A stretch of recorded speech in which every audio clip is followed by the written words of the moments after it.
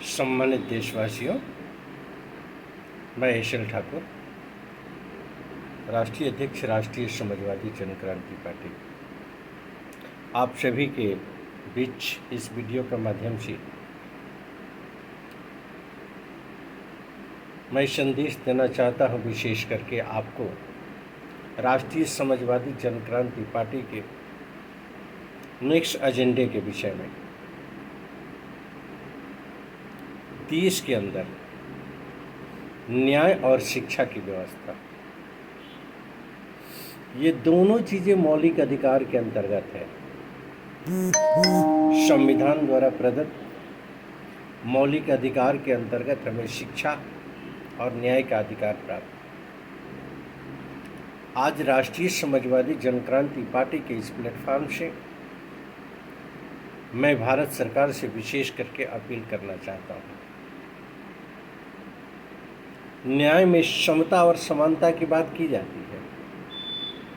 न्याय का अधिकार यह कहता है कि चाहे देश का प्रधानमंत्री हो, किसी पद पर पदासीन हमारा अधिकारी हो, या सामान्य एक देश का नागरिक हो, न्याय के परिधि में समानता की बात की जाती है और दोनों के लिए न्याय बराबर है। लेकिन वास्तविकता क्या है, इस पर हमें ध्यान देने की जरूरत है। न्याय की प्रणाली के अंतर्गत अगर न्याय की व्यवस्था बराबर है तो ये सच्चाई है मेरे दोस्तों कि अन्याय के अंतर्गत फर्जी मुकदमे दर्ज नहीं होते। अन्याय के अंतर्गत वर्षों वर्षों तक लंबित मुकदमे नहीं चला करते, क्योंकि न्याय के अधिकार का अनुपालन करने का अधिकार शासनिक, प्रशासनिक और न्यायिक स्तर पर पीठासीन जिम्मेवार अधिकारियों का है।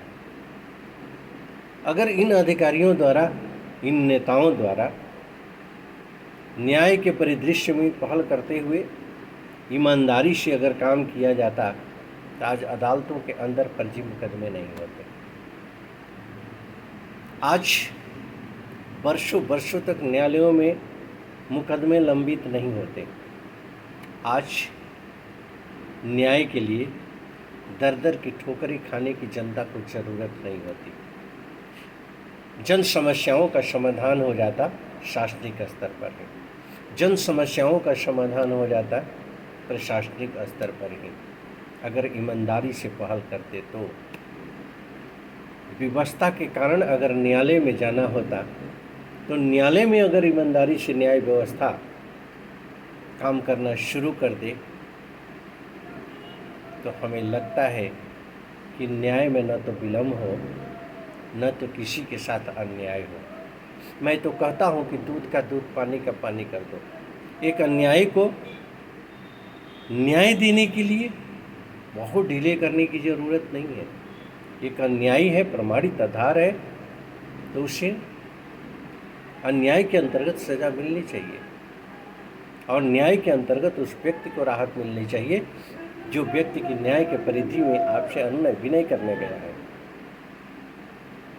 राष्ट्रीय समाजवादी जनक्रांति पार्टी इस मुद्दे पर भारत सरकार से यह अपील करनी चाहती है कि न्याय की व्यवस्था पर ध्यान देते हुए एक बेहतर न्यायिक व्यवस्था के अंतर्गत न्याय की पहल करें, जिससे कि जनहित में यह महसूस हो सके कि मौलिक अधिकार के अंतर्गत प्राप्त हमारा अधिकार, न्याय का अधिकार वास्तविक मेरे हितों के लिए है और वास्तव में न्याय हमें मिलती है।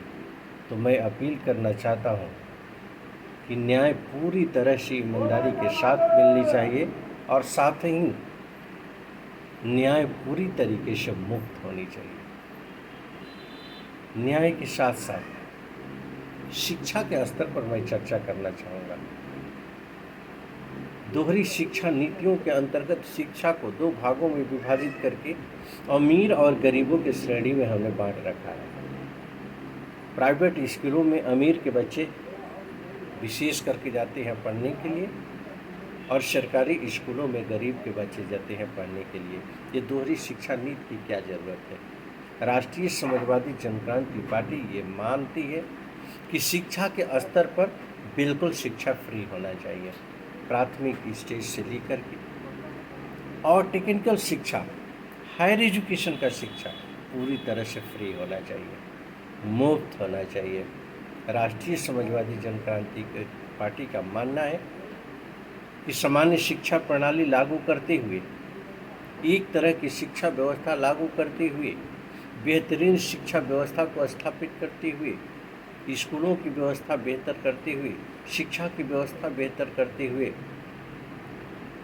और सामान्य शिक्षा प्रणाली के अंतर्गत एक ही छत के नीचे किसान, मजदूर, अधिकारी, कर्मचारी, नेता और वकील सहित सभी के बच्चे पढ़ें, जिससे कि स्वस्थ प्रतिस्पर्धा के अंतर्गत बच्चे आगे बढ़ें।